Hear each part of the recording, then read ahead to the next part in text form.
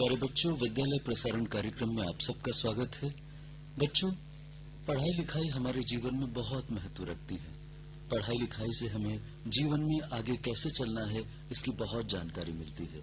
जो अनुभवी लोग अपने जीवन में अनुभव करके लिख चुके हैं, उन्हें पढ़कर हमें जीवन का भी बहुत सा ज्ञान मिलता है। हमें संस्कार मिलते हैं और उन संस्कारों पर चलकर हम अपने जीवन में नित नई प्रगति कर सकते हैं। सभ्य होना हमारे जीवन की बहुत बड़ी पूंजी है और विद्यार्थी जीवन में इसका खासा महत्व है। आज विद्यालय प्रसारण में जो पाठ आप पढ़ेंगे वो पाठ अंग्रेजी में है, इसलिए आप अंग्रेजी की बोलचाल भी आप अच्छी करेंगे और उस पाठ में मौजूद सामग्री को आप यदि ध्यान से सुनेंगे तो आपको ये पता लगेगा कि जीवन गुणी होना चाहिए, जीवन खोखला नहीं होना चाहिए। आपने सुना होगा ना, थोथा चना बाजे घना, मतलब जीवन ऐसा नहीं होना चाहिए कि हमारे भीतर कोई ज्ञान न हो किंतु ज्ञान का बखान हम करते ही रहें। ऐसा कतई न हो, बल्कि होना ये चाहिए कि हम भीतर से बहुत गुणी होते चलें और समय आने पर लोग हमारे गुणों को हमारे कर्तव्यों से और हमारे चरित्र से जान पाएं। ऐसा सुसंस्कृत और ऐसा संस्कारवान जीवन ही हमें उत्तरोत्तर प्रगति की ओर ले जाता है। आइए इस पाठ की ओर आपको ले चलें और पाठ के पहले हम आपको बता दें, आज कक्षा 10 की अंग्रेजी विषय का 5वां पाठ आप पढ़ रहे हैं, द 100 ड्रेसेस, और इस पाठ का आज पहला भाग है। आपकी आज की अध्यापिका श्रीमती ममता रानवा हैं। आप गवर्नमेंट सीनियर सेकेंडरी स्कूल आवा सांगोद में पदस्थापित हैं। तो बच्चों, पाठ सुनने के साथ ही हम आपसे ये आग्रह करेंगे कि आप एक नोटबुक और एक पेन पेंसिल लेकर जरूर बैठें, जिससे कि आप कुछ खास बिंदुओं को अंकित कर सकें और उन्हें बाद में दोहरा सकें। Hello students, you all are welcome in विद्यालय प्रसारण प्रोग्राम।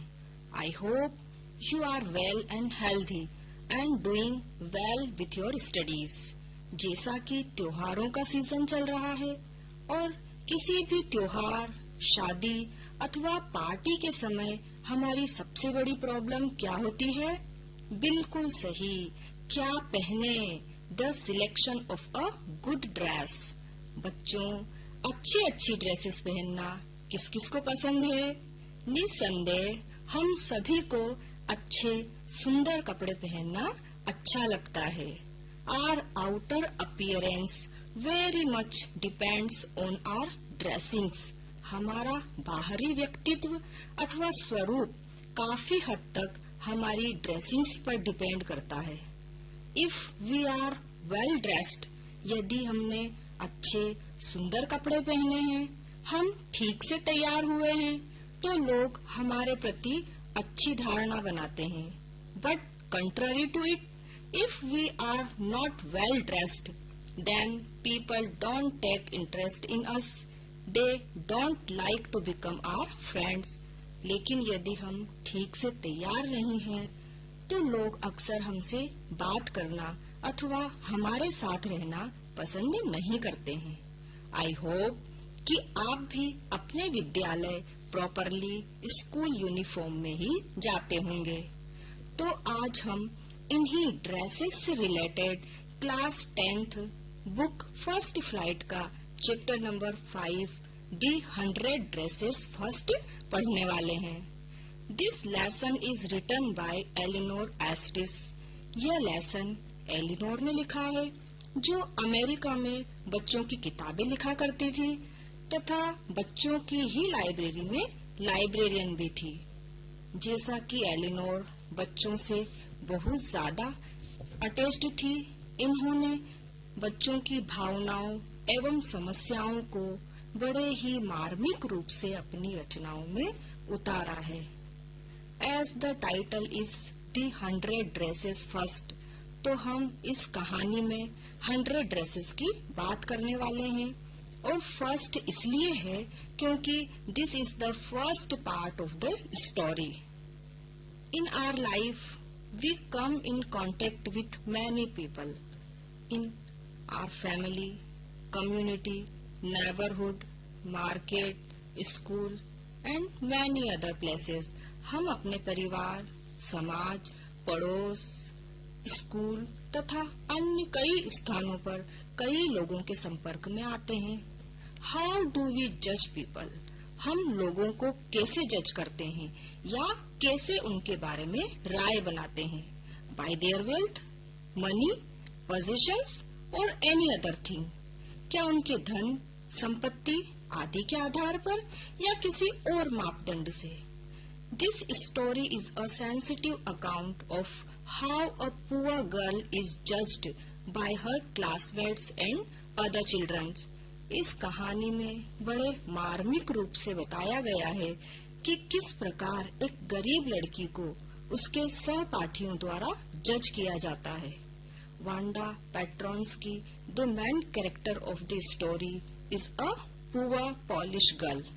वांडा, जो कि हमारी कहानी की एक मुख्य पात्र है, एक गरीब पॉलिश गर्ल थी।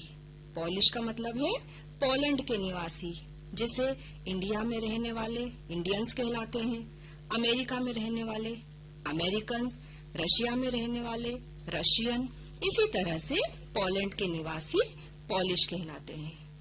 As Wanda belonged to a different country, she was little different from other American children. जैसा कि वांडा अन्य देश से बिलोंग करती थी, वह अन्य अमेरिकन बच्चों से थोड़ा अलग थी। उसका रहन सहन, बात करने का तरीका, पहनावा आदि थोड़ा सा अलग था। In addition to it, her name sounded a little bit funny to others.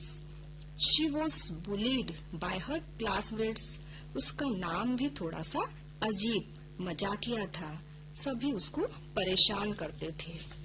She was so poor that she had only one dress, an old faded blue dress that she wore every day. उसके पास एक ही पोशाक थी जिसे वह रोज पहना करती थी। It was clean, but it looked as though it had never been ironed. यह साफ तो होती थी, लेकिन ऐसा लगता था मानो इसे कभी भी प्रेस नहीं किया गया होगा। She came alone to school from Boggins Heights. वह बोगिन्स हाइट्स, जो कि एक एरिया का नाम है, वहाँ से अकेली स्कूल आती थी।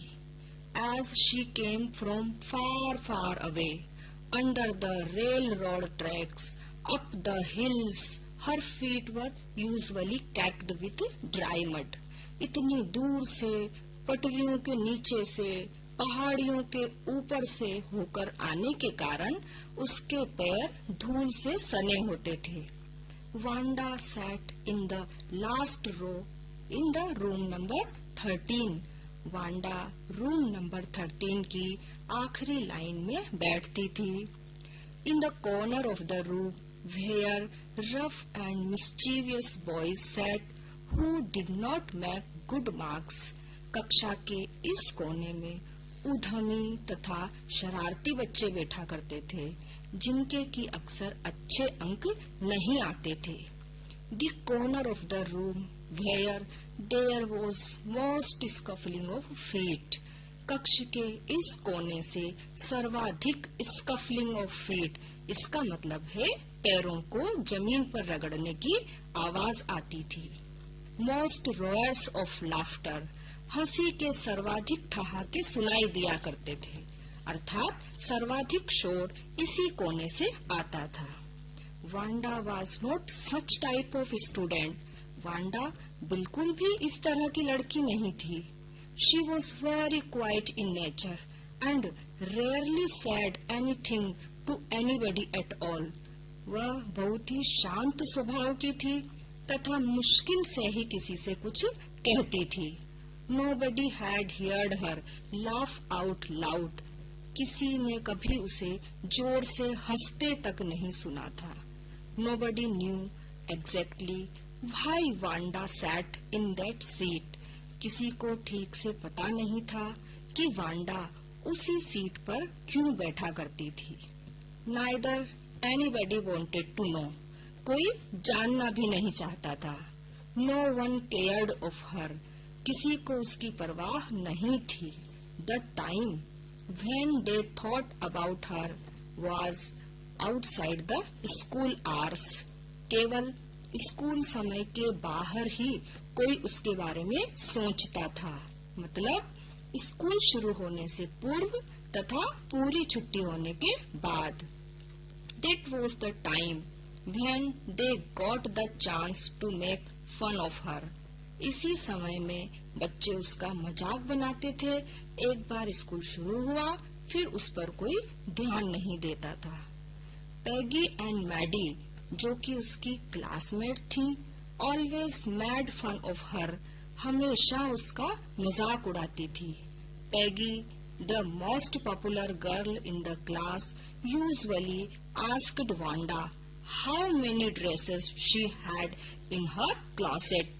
पैगी, कक्षा की सबसे लोकप्रिय लड़की, हमेशा वांडा से पूछा करती थी कि उसके पास अलमारी में कितनी ड्रेसेस, कितनी पोशाकें हैं।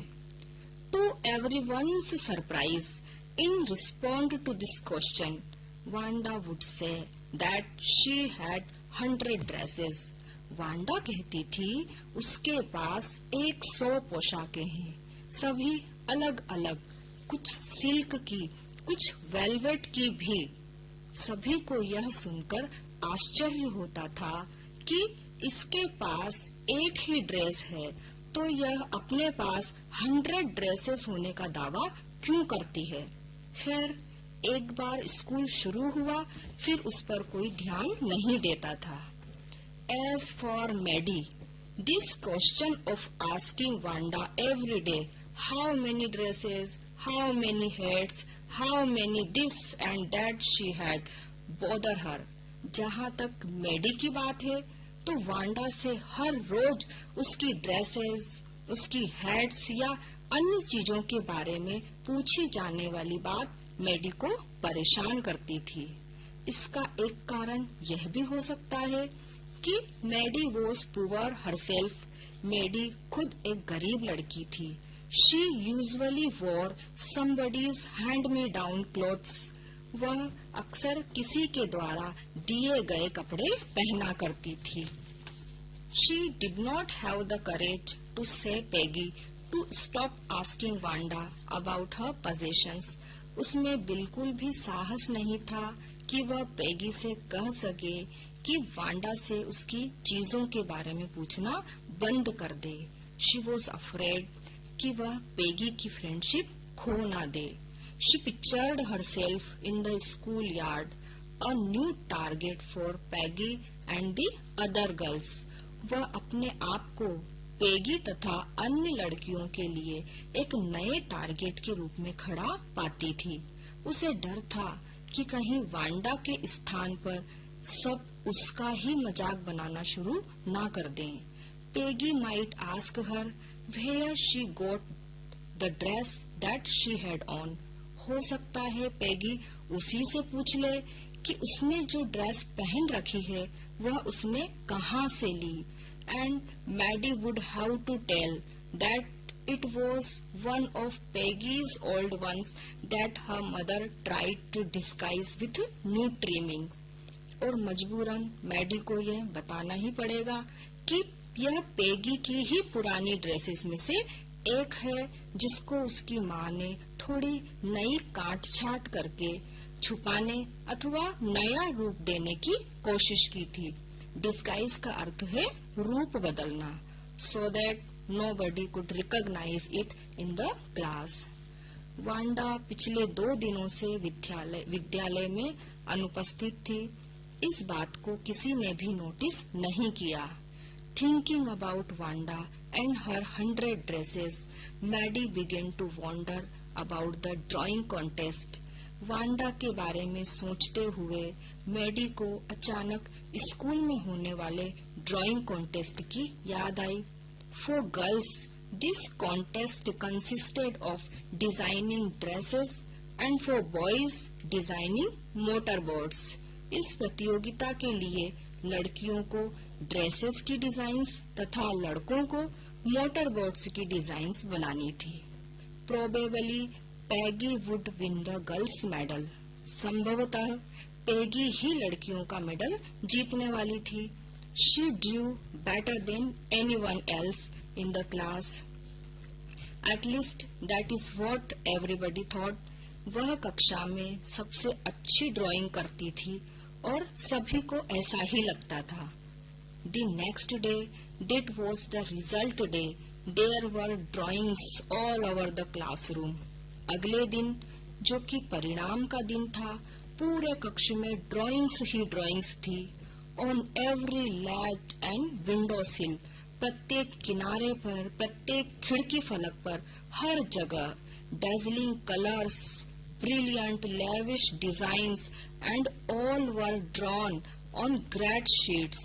चमकीले रंग, शानदार भव्य डिजाइन्स और वे भी सब बड़ी बड़ी शीट्स पर चित्रित। All lined up, सभी लाइन से जमी हुई और यह लगभग 100 होंगी। Miss Mason, their teacher, told them that most of the girls submitted 1 or 2 sketches. Miss Mason ने बताया कि अधिकांश गर्ल्स ने इस प्रतियोगिता के लिए 1 या 2 ही चित्र जमा किए हैं। But one girl submitted 100 sketches for the contest. लेकिन एक लड़की ने इस प्रतियोगिता के लिए 100 स्केचेस जमा किए हैं। All different and all beautiful, सारे के सारे अलग अलग और सारे सुंदर। And any one of them was worthy of winning the prize. इन्हीं में से एक को मेडल के लिए चुन लिया जाएगा। She was Wanda, who had won the girls' medal. ये वांडा थी जिसने लड़कियों का खिताब जीता था। ये रही उसकी ड्राइंग्स जो आप इस कक्ष में देख रहे हैं। The children burst into applause. सभी बच्चे तालियां बजाने लगे। पूरा कक्ष तालियों से गूंज उठा। The mouth that were always ready to tease or make fun of Wanda were appreciating her that day. वे मुंह जो हमेशा वांडा को चिढ़ाने अथवा परेशान करने के लिए तैयार रहते थे, उस दिन उसकी तारीफ कर रहे थे। But Wanda was not there to see all this. लेकिन यह सब देखने के लिए वांडा वहाँ उपस्थित नहीं थी। वांडा कहाँ थी? वह इतने दिनों से स्कूल क्यों नहीं आ रही थी? इन प्रश्नों का जवाब जानने के लिए हमें इस कहानी का अगला भाग The 100 Dresses सेकंड पढ़ना होगा। तो बच्चों, देखा आपने कि किस तरह एक डरी सी, सहमी सी लड़की जिसका कि सब मजाक बनाया करते थे, अंत में सबकी तालियों की हकदार बनी।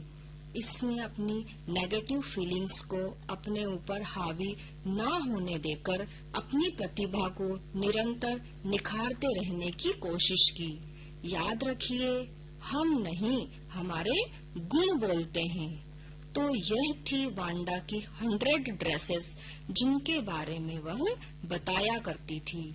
The message we get from the story is we should try to judge the people on the basis of their actions, nature, quality and talent. Always treat people according to what they are and not what they appear. किसी भी व्यक्ति को उसके गुणों के आधार पर जज करना चाहिए, न कि बाहरी अपीयरेंस के आधार पर। I hope you enjoyed the lesson. See you in the next session. Bye bye till then. Take care and pay attention to your studies. तो प्यारे बच्चों, आज आपने आपके अंग्रेजी विषय का 5वां पाठ सुना, The 100 Dresses Part 1। अगली बार किसी और विषय के साथ फिर उपस्थित होंगे।